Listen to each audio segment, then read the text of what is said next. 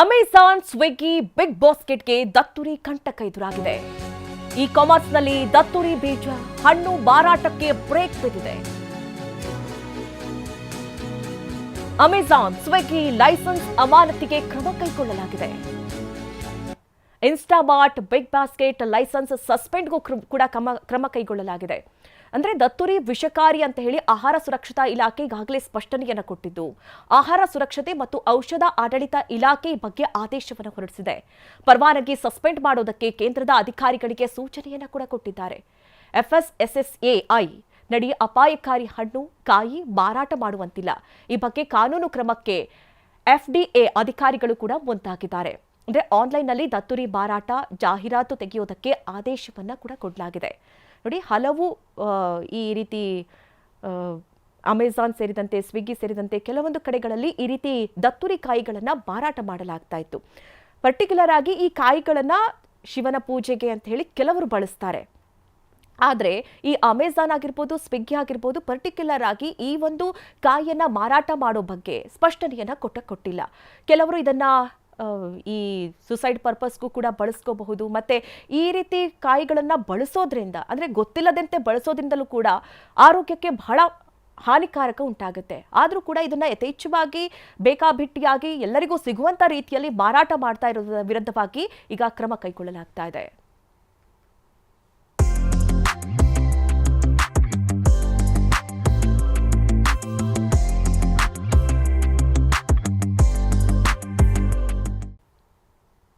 ಆಹಾರ ಪದಾರ್ಥ ಆರ್ಡರ್ ಮಾಡಿದ್ರೆ ವಿಷ ಫ್ರೀ.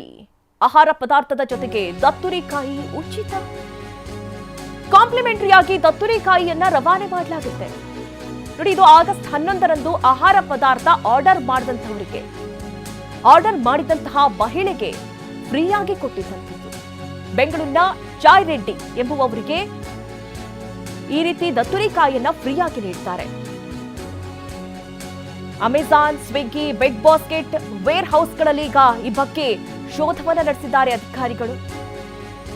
3 ಕಂಪನಿಗಳ ವೇರ್ ಹೌಸ್ಗಳಲ್ಲಿ ಅಧಿಕಾರಿಗಳು ತಪಾಸಣೆಯನ್ನು ನಡೆಸಿದ್ದಾರೆ.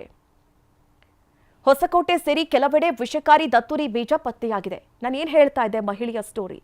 ಅವರಿಗೆ ಅದು ಫ್ರೀಯಾಗಿ ಕೊಡ್ಲಾಗತ್ತೆ. ಅದಾದ ನಂತರದಲ್ಲಿ ಅವರ ತಾಯಿ ಅದನ್ನ ತಿಂತಾರೆ ಗೊತ್ತಿಲ್ಲದಂತೆ. ಅವರಿಗೆ ಆರೋಗ್ಯದಲ್ಲಿ ಸಮಸ್ಯೆ ಆಗತ್ತೆ.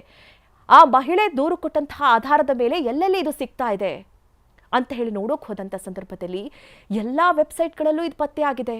ಎಲ್ಲಂದ್ರಲ್ಲೇ ಮಾರಾಟ ಮಾಡಲಾಗ್ತಾ ಇದೆ. ಇಂಥ ವಿಷಕಾರಿ ಅಂಶ ಇರುವಂತಹ ಕಾಯಿಗಳನ್ನು ಅಥವಾ ಬೀಜಗಳನ್ನು ಈ ರೀತಿ ಯಥೇಚ್ಛವಾಗಿ ಮಾರಾಟ ಮಾಡ್ತಾರೆ ಅಂದರೆ ಏನರ್ಥ? ಹೌದು, ಇದನ್ನು ಕೆಲವರು ಪೂಜೆಗೆ ಬಳಸ್ತಾರೆ, ಯಾವುದೋ ಹೊರಗಡೆ ಏನೋ ಬಳಸ್ತಾರೆ ಅಂತ ಹೇಳಿ ಅನ್ಬಹುದು, ಅಥವಾ ಯಾವುದೋ ಮೆಡಿಸನ್ಗೂ ಕೂಡ ಬಳಸಬಹುದೇನೋ.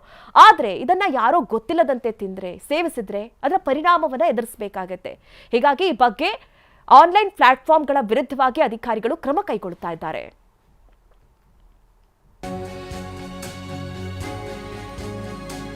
ನೋಡಿ, ಆಹಾರ ಪದಾರ್ಥಗಳನ್ನ ಆರ್ಡರ್ ಮಾಡಿದ್ದಾರೆ ಆ ಮಹಿಳೆ. ಏನೋ ಒಂದು ಫುಡ್ ಬೇಕು ಅಂತ ಹೇಳಿ ಆರ್ಡರ್ ಮಾಡಿದಂತ ಸಂದರ್ಭದಲ್ಲಿ ಕಾಂಪ್ಲಿಮೆಂಟರಿ ಅಂತ ಈಗ ಕೆಲವೊಂದಿಷ್ಟು ವಿಚಾರ, ಅಂದ್ರೆ ಈ ಲೋಷನ್ಸ್ ಗಳನ್ನ ಕೊಡೋದು, ಈ ಮಾಯಿಶ್ಚರೈಸರ್ಸ್ ಗಳನ್ನ ಕೊಡೋದು ಕಾಮನ್ ಆಗಿತ್ತು.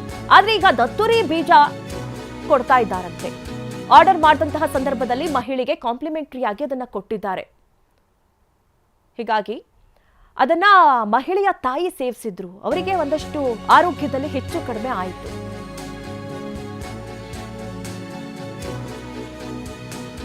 ದತ್ತುರಿ ತಿಂದ ಚಾಯ್ ರೆಡ್ಡಿ ತಾಯಿ ಆರೋಗ್ಯದಲ್ಲಿ ಏರುಪೇರಾಗಿದೆ. ಚಾಯ್ ರೆಡ್ಡಿ ತಾಯಿ ತುರ್ತು ಚಿಕಿತ್ಸೆಗಾಗಿ ಆಸ್ಪತ್ರೆಗೆ ದಾಖಲಾಗಿದ್ದಾರೆ. ಚಿಕಿತ್ಸೆ ಬಳಿಕವೂ ಎದೆನೋವು ಸೇರಿದಂತೆ ಹಲವು ಆರೋಗ್ಯ ಸಮಸ್ಯೆಗಳು ಅವರನ್ನ ಕಾಡ್ತಾ ಇದೆ. ನೋಡಿ, ಇದು ಎಷ್ಟು ಡೇಂಜರಸ್ ಕಾಯಿ ಅಥವಾ ಎಷ್ಟು ಡೇಂಜರಸ್ ಬೀಜ ಅನ್ನುವಂಥದ್ದು. ಇದನ್ನ ಸೇವಿಸಿದಂತಹ ಆ ಮಹಿಳೆಗೆ ಯಾವ ರೀತಿ ಸಮಸ್ಯೆಗಳಾಗಿದೆ ಅಂತ ಅಂದ್ರೆ ಹಾರ್ಟ್ ಪ್ರಾಬ್ಲಮ್ ಆಗಿದೆ. ಇದುವರೆಗೂ ಕೂಡ ಸರಿಯಾಗ್ತಾ ಇಲ್ಲ. ಆಸ್ಪತ್ರೆಗೆ ದಾಖಲಾಗಿದ್ದಾರೆ, ಚಿಕಿತ್ಸೆಯನ್ನು ಪಡೆದುಕೊಳ್ತಾ ಇದ್ದಾರೆ. ಈ ಬಗ್ಗೆ ಹೆಚ್ಚಿನ ಡೀಟೇಲ್ಸ್ ಅನ್ನ ನೀಡ್ತಾರೆ ನಮ್ಮ ಪ್ರತಿನಿಧಿ ವಿನಯ್. ನೇರ ಸಂಪರ್ಕದಲ್ಲಿ ನಮ್ಮನ್ನ ಜಾಯ್ನ್ ಆಗ್ತಾ ಇದ್ದಾರೆ. ವಿನಯ್, ಇಲ್ಲಿ ಗಮನಿಸ್ತಾ ಇರೋ ಹಾಗೆ ಇದೊಂದು ದತ್ತುರಿ ಕಾಯಿ ತುಂಬಾ ವಿಷಕಾರಿ ಅಂಶವನ್ನ ಹೊಂದಿದೆ ಅನ್ನೋದು ಗೊತ್ತಾಗ್ತಾ ಇದೆ. ಆದ್ರೂ ಕೂಡ ಬೇಕಾಬಿಟ್ಟಿಯಾಗಿ, ಅಂದ್ರೆ ಯಥೇಚ್ಛವಾಗಿ ಯಾರು ಬೇಕಾದ್ರೂ ಕೊಂಡ್ಕೊಳ್ಬಹುದು ಅನ್ನುವಂಥ ರೀತಿಯಲ್ಲಿ ಈ ಆನ್ಲೈನ್ ಪ್ಲಾಟ್ಫಾರ್ಮ್ಗಳಲ್ಲಿ ಮಾರಾಟ ಮಾಡ್ತಾ ಇದ್ರು ಅಂತಂದ್ರೆ ಇದುವರೆಗೂ ಕೂಡ ಇದು ಆರೋಗ್ಯ ಇಲಾಖೆ ಅಧಿಕಾರಿಗಳ ಗಮನಕ್ಕೆ ಬರ್ಲಿಲ್ವಾ? ಈಗ ಮಹಿಳೆ ಏನ್ ಸೇವಿಸಿದ್ರು ಅವರ ಪರಿಸ್ಥಿತಿ ಯಾವ ರೀತಿ ಇದೆ ವಿನಯ್? ಮಧು ನಾಗರಾಜ್, ನಿಜಕ್ಕೂ ಕೂಡ ಆನ್ಲೈನ್ ಪ್ಲಾಟ್ಫಾರ್ಮ್ಗಳಲ್ಲಿ ವಿಷವನ್ನ ನಿಜಕ್ಕೂ ಪಾಯ್ಸನ್ ಅನ್ನ ಮಾರ್ತಾ ಇದ್ದಾರೆ ಇ ಕಾಮರ್ಸ್ ಮಳಿಗೆಗಳು ಮತ್ತು ಇ ಕಾಮರ್ಸ್ ಸೆಲ್ಲಿಂಗ್ ಆ್ಯಪ್ಗಳು. ನಿಜಕ್ಕೂ ಕೂಡ ಇದು ದೊಡ್ಡ ಮಟ್ಟದ ದೊಡ್ಡ ದುರಂತ ಇದು. ಯಾಕೆಂದರೆ ಒಂದು ಪ್ರಾಡಕ್ಟನ್ನು ಈ ಸ್ವಿಗ್ಗಿಯಂತಹ ಒಂದು ಆನ್ಲೈನ್ ಇ ಕಾಮರ್ಸ್ ಕಂಪನಿ, ನೀವು ಏನು ಡೆಲಿವರಿ ತೆಗೆದುಕೊಳ್ತೀರಿ ಆ್ಯಪಲ್ಲಿ ಒಂದು ಪ್ರಾಡಕ್ಟನ್ನು ಆರ್ಡರ್ ಮಾಡಿರ್ತಾರೆ. ಚೈತ್ರಾ ರೆಡ್ಡಿ ಅವರ ತಾಯಿಯಾಗಿರುವಂತಹ ವಿನಯ ಅನ್ನುವಂಥವ್ರು ಆರ್ಡರ್ನ ಮಾಡಿರ್ತಾರೆ. ಈ ವೇಳೆ ಅವರಿಗೆ ಈ ಆಹಾರದ ಪ್ರಾಡಕ್ಟ್ ಜೊತೆಗೆ ಈ ದತ್ತೂರಿ ಹಣ್ಣನ್ನು ಕೂಡ ಕೊಟ್ಟಿರ್ತಾರೆ. ಬಂದಂಥ ಡೆಲಿವರಿ ಬಾಯ್ ಯಾವುದೇ ಇನ್ಸ್ಟ್ರಕ್ಷನ್ ಕೊಡೋದಿಲ್ಲ, ಹಣ್ಣನ್ನು ಕೊಡ್ತಾನೆ, ಡೆಲಿವರಿ ಮಾಡ್ತಾನೆ. ಅದರಲ್ಲಿ ಒಂದು ಕಾಂಪ್ಲಿಮೆಂಟ್ರಿ ಆಗಿ ಈ ದತ್ತೂರಿ ಹಣ್ಣು ಇರುತ್ತೆ. ಇದನ್ನು ಓಪನ್ ಮಾಡಿದಂಥ ಅವ್ರ ತಾಯಿ ಈ ಒಂದು ದಿವಸ ಅದನ್ನು ಏನು ಸೇವಿಸೋದಿಲ್ಲ. ನೆಕ್ಸ್ಟ್ ಅವ್ರಿಗೆ ಏನೋ ಒಂದು ಕ್ರೇವಿಂಗ್ ಇರುತ್ತೆ, ಹಸಿವು ತಿನ್ನಬೇಕು, ಇದನ್ನು ನೋಡೋಣ ಅಂತಂದು ಟೇಸ್ಟ್ ಮಾಡೋಣ ಅನ್ನೋ ಕಾರಣಕ್ಕೋಸ್ಕರ ಆ ಹಣ್ಣನ್ನು ಓಪನ್ ಮಾಡ್ತಾರೆ.